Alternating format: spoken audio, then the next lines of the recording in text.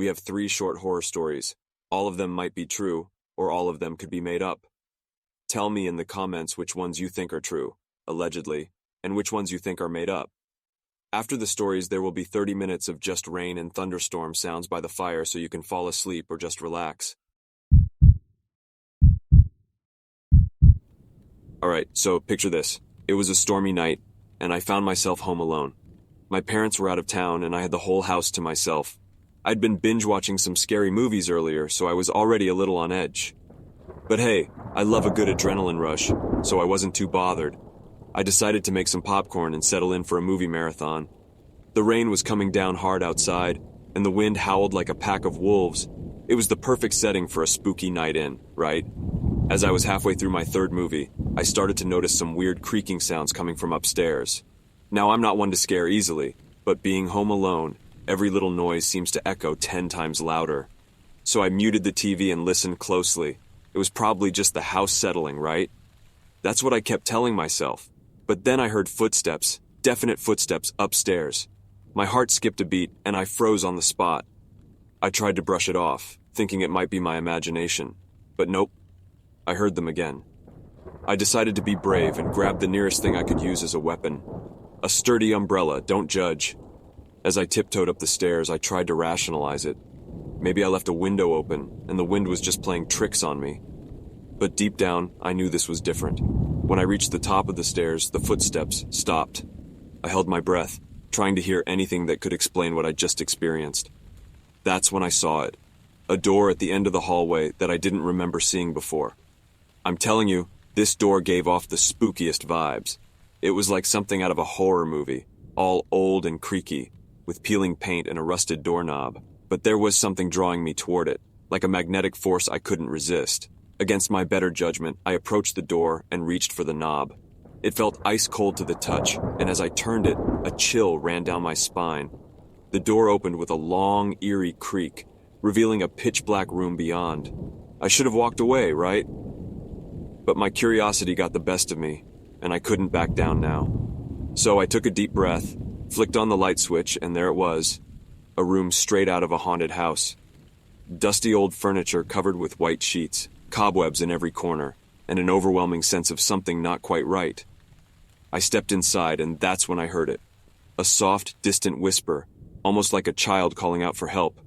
Okay, that was my cue to leave, right? But there was something drawing me closer to the source of the sound. The room felt heavy with a sorrowful energy, and I knew I had to find out what was going on.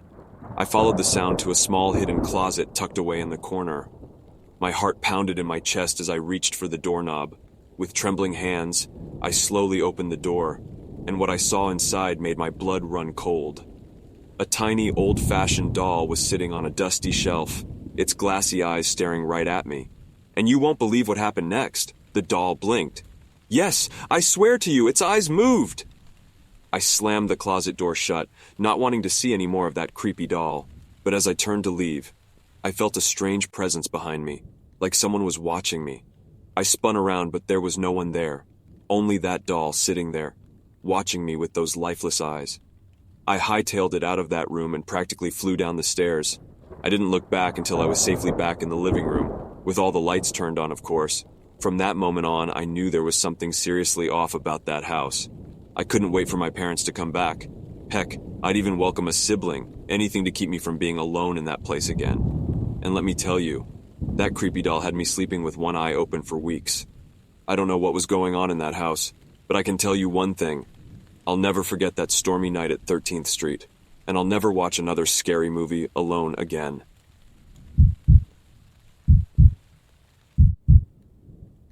I heard a noise coming from the basement. It was late at night, and I was all alone in the house. My parents were out of town, and I was supposed to be the responsible adult, but honestly, I wasn't feeling very adult-like at that moment. I was more like a scared kid, frozen in place, trying to make sense of the unsettling sound that echoed through the darkness. At first, I tried to brush it off, convincing myself that it was just the house settling, or maybe the wind outside. But the more I strained my ears, the more convinced I became that it was something else, something unnatural. What the heck was that? I whispered to myself, trying to ignore the growing sense of dread gnawing at my stomach. My mind couldn't help but conjure up every horror movie I had ever seen. with its creepy basements and terrifying monsters lurking in the shadows. Okay, calm down. It's probably just a raccoon or a stray cat. I tried to rationalize, knowing deep down that it was probably wishful thinking.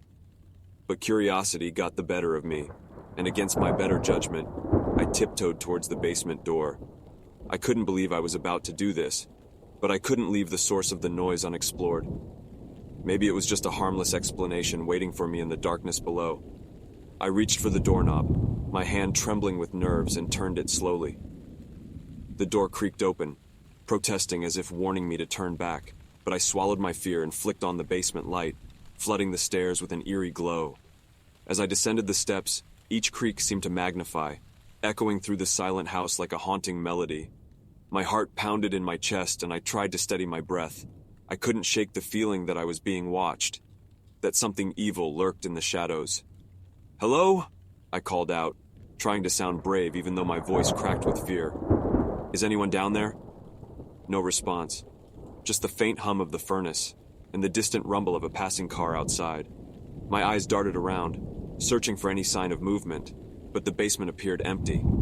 I sighed with relief, thinking that maybe I had overreacted. But as I turned to leave, I caught a glimpse of something out of the corner of my eye, a flicker of movement near the old storage shelves. I froze, my eyes fixed on the dark corner. "Who's there?" I demanded, my voice shaking with a mix of fear and anger. "This isn't funny, okay? Come out!" For a moment there was silence. The air felt thick, charged with an energy I couldn't explain, and then it happened.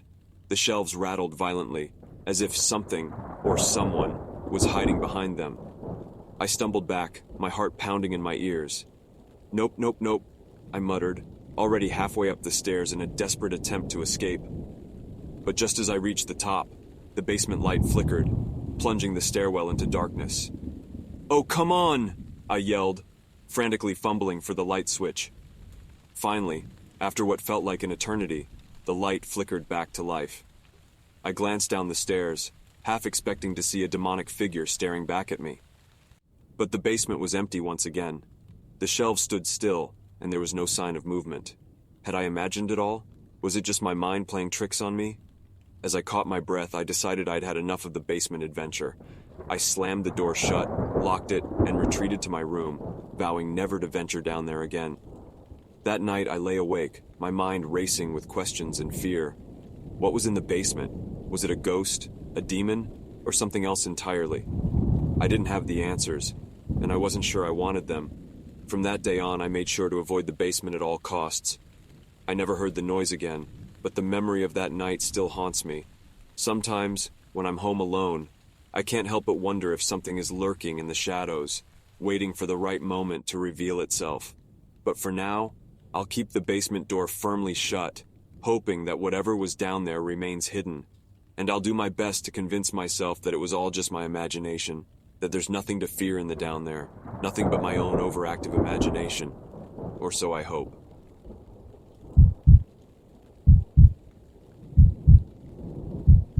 Blurry-eyed, I went downstairs for breakfast. The house was empty. Even the furniture was gone. My heart skipped a beat, and I rubbed my eyes in disbelief, thinking that maybe I hadn't fully woken up yet. But no matter how hard I tried, the emptiness surrounding me didn't change. "Mom? Dad?" I called out, my voice echoing through the hollow rooms. No response, just the eerie silence that hung in the air like a heavy fog. I stumbled through the house, my mind racing with questions. Had there been a break-in? Were my parents okay?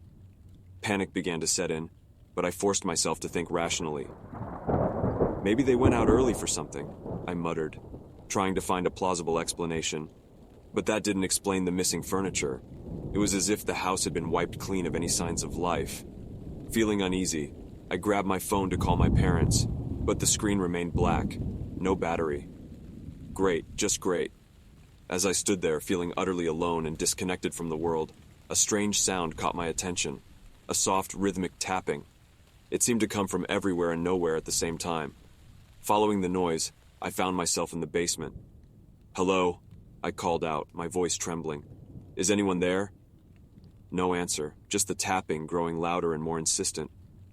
My heart pounded in my chest as I ventured further into the basement, fear gnawing at my insides. And then I saw it, a faint outline of something in the distance. It looked like a figure, but it was blurred, like a smudged painting. My breath caught in my throat, and I wanted to run, but my feet felt like they were glued to the ground. "Who are you?" I managed to choke out, my voice barely above a whisper. The figure didn't respond, but the tapping grew louder, now sounding like a drumbeat, sending shivers down my spine. "Please talk to me," I pleaded, my voice trembling. "What's happening? Where are my parents?" The figure seemed to twitch, as if it had heard me, but still no words came. Instead, the tapping became louder and louder. I couldn't take it anymore.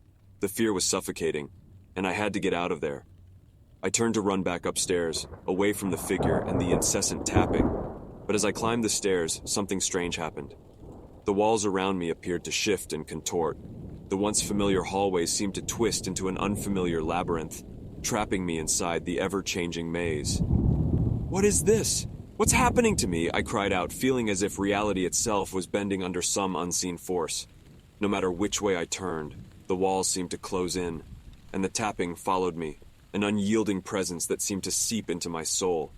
I fell to my knees, tears streaming down my face, and in that moment of desperation, I closed my eyes and screamed, "Help! Someone, please help me!" And then, silence. When I opened my eyes, I was back in the familiar hallway of my home. The tapping was gone, but so was the blurred figure, and the furniture was still missing. I rushed to the front door, flung it open, and there on the front porch stood my parents, looking worried and confused. "Oh, thank goodness you're okay!" my mom exclaimed, pulling me into a tight hug. "What happened, sweetheart? We came home to find you standing in the hallway, eyes closed, screaming," my dad said, his brow furrowed with concern. I don't know," I stammered, trying to make sense of the bizarre experience I had just gone through. I heard a noise downstairs, and then the house was empty, and I saw something in the basement, and the walls were moving, and...